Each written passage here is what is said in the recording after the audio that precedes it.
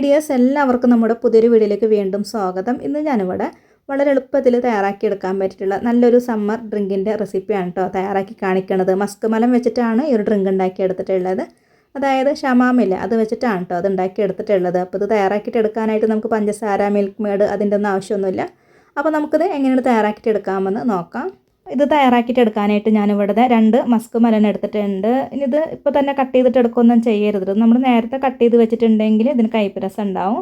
ഇനി ഞാനിവിടെ ഒരു 15 ബദാം പരിപ്പ് ഒന്ന് വെള്ളത്തിലിട്ട് കുതിർത്ത് വെച്ചിട്ടുണ്ട്. കൂടെ തന്നെ 1 ടേബിൾ സ്പൂൺ അളവിൽ കസ്കസ് കുറച്ച് വെള്ളത്തിലൊന്ന് കുതിർത്ത് കൂടെ വെച്ചിട്ടുണ്ട്.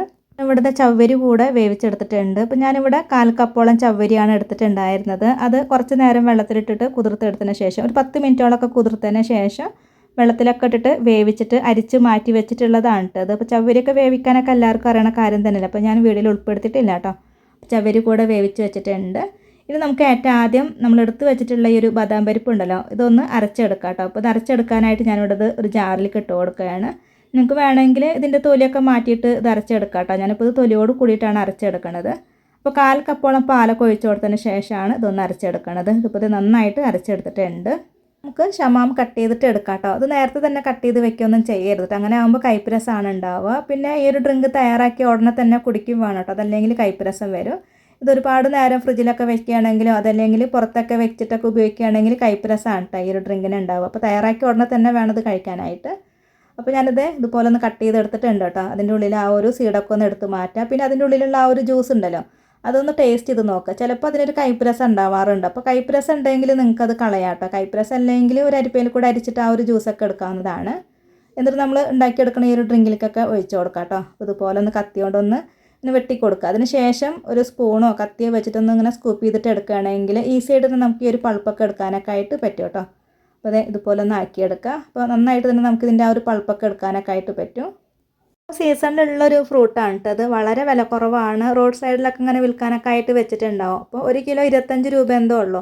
അപ്പോൾ അതുകൊണ്ട് നമുക്കിത് വാങ്ങിച്ചിട്ടൊക്കെ കഴിക്കാം കേട്ടോ. പിന്നെ സീസണിലൊക്കെ കിട്ടുന്ന ഫ്രൂട്ട്സൊക്കെ കഴിക്കുന്നത് വളരെ നല്ലതാണ്. നമ്മൾ കഴിക്കുന്ന ആ ഒരു ഫ്രൂട്ട്സിൽ പഞ്ചസാരൊക്കെ ഒന്ന് കുറച്ചിട്ടൊക്കെ ചേർത്ത് കൊടുക്കുക. അതല്ലെങ്കിൽ പൂർണ്ണമായിട്ട് ആ ഒരു പഞ്ചസാര ഒഴിവാക്കിയിട്ടൊക്കെ ഉണ്ടാക്കി കുടിക്കുകയാണെങ്കിൽ നമ്മുടെ ശരീരത്തിനൊക്കെ വളരെ നല്ലതാണ്.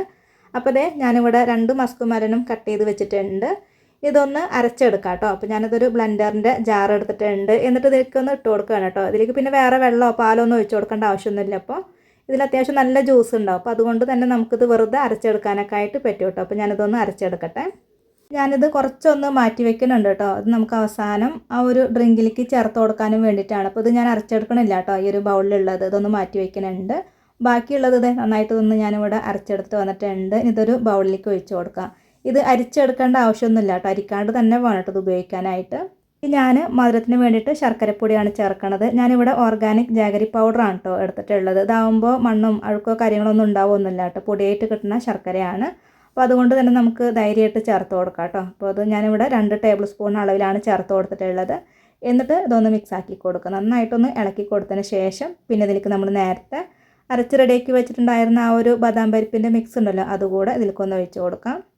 പിന്നെ ബദാം പരിപ്പിന് പകരമായിട്ട് കാഷ്നട്ട് വെള്ളത്തിലൊക്കെ ഇട്ടിട്ട് കുതിർത്തിട്ട് അരച്ചിട്ട് ചേർത്ത് കൊടുത്താലും മധുരം ഏതായാലും കുഴപ്പമൊന്നുമില്ല.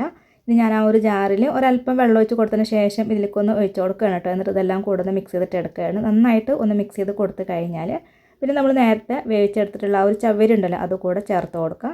എന്നിട്ട് നന്നായിട്ടൊന്ന് മിക്സ് ആക്കിയിട്ട് എടുക്കാം കേട്ടോ. അത് ചേർത്ത് കൊടുത്ത് കഴിഞ്ഞാൽ ആകെ കട്ട പിടിച്ച പോലെയാണ് ഉണ്ടാവും. കുറച്ച് നേരമൊക്കെ ഒന്ന് ഇളക്കി കൊടുത്ത് കഴിയുമ്പോഴേക്കും അതിങ്ങനെ വിട്ട് വന്നോളൂ കേട്ടോ. നന്നായിട്ടൊന്ന് മിക്സ് ആക്കി കൊടുക്കാം.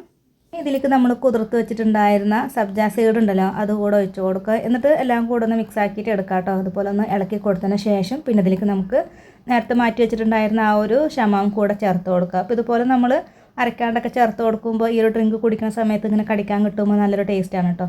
ഇനി ഇതും കൂടെ ഒന്ന് മിക്സ് ചെയ്തിട്ട് എടുക്കാം. അതിന് ശേഷം പിന്നെ ഇതിലേക്ക് നമുക്ക് പാല് ചേർക്കാം.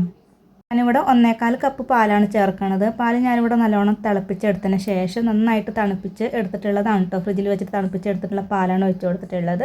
നന്നായിട്ട് മിക്സ് ചെയ്തെടുത്ത് കഴിഞ്ഞാൽ നമ്മുടെ ഈ ഒരു ഡ്രിങ്ക് ഇവിടെ തയ്യാറായി കഴിഞ്ഞു. ഗ്ലാസ്സിലേക്ക് ഒഴിച്ച് കൊടുക്കാം കേട്ടോ. അപ്പോൾ ഈ ഒരു ഡ്രിങ്ക് തയ്യാറാക്കി ഉടനെ തന്നെ വേണം കേട്ടോ കുടിക്കാനായിട്ട്. ഇത് റെഡിയാക്കിയിട്ട് ഫ്രിഡ്ജിലൊന്നും വെക്കൊന്നും ചെയ്യരുത്. അങ്ങനെ ആകുമ്പോൾ കയ്പ്പ് രസമാണ് ഉണ്ടാവുക. അപ്പോൾ ഗ്ലാസ്സിൽ കുറച്ച് ഐസ് ക്യൂബൊക്കെ ഇട്ട് കൊടുത്തിട്ടുണ്ട് കേട്ടോ. അതിന് ശേഷമാണ് ഈ ഒരു ഡ്രിങ്ക് ഒഴിച്ച് കൊടുക്കുന്നത്. അപ്പോൾ നല്ല തണുപ്പോട് കൂടിയിട്ടത് കുടിക്കാം കേട്ടോ. നല്ല ടേസ്റ്റാണ്. വളരെ ടേസ്റ്റും നല്ല ഹെൽത്തി ആയിട്ടുള്ള ഈ ഒരു ഡ്രിങ്ക് എല്ലാവർക്കും ഇഷ്ടമായിട്ടുണ്ട് എന്ന് കരുതുന്നു. ഇതുവരെ വീഡിയോ കണ്ട് സപ്പോർട്ട് ചെയ്ത് എല്ലാവർക്കും ഒരുപാട് നന്ദി. ആദ്യമായിട്ടാണ് നമ്മുടെ ചാനൽ കാണുന്നതെങ്കിലും സബ്സ്ക്രൈബ് ചെയ്യണേ, പിന്നെ ലൈക്ക് ചെയ്യണം കേട്ടോ. കൂടെ തന്നെ ഹൈപ്പ് കൂടെ ചെയ്യാൻ മറക്കരുത്. അപ്പോൾ ഇനി അടുത്ത നല്ലൊരു റെസിപ്പി വീഡിയോ ആയിട്ട് വീണ്ടും കാണാം.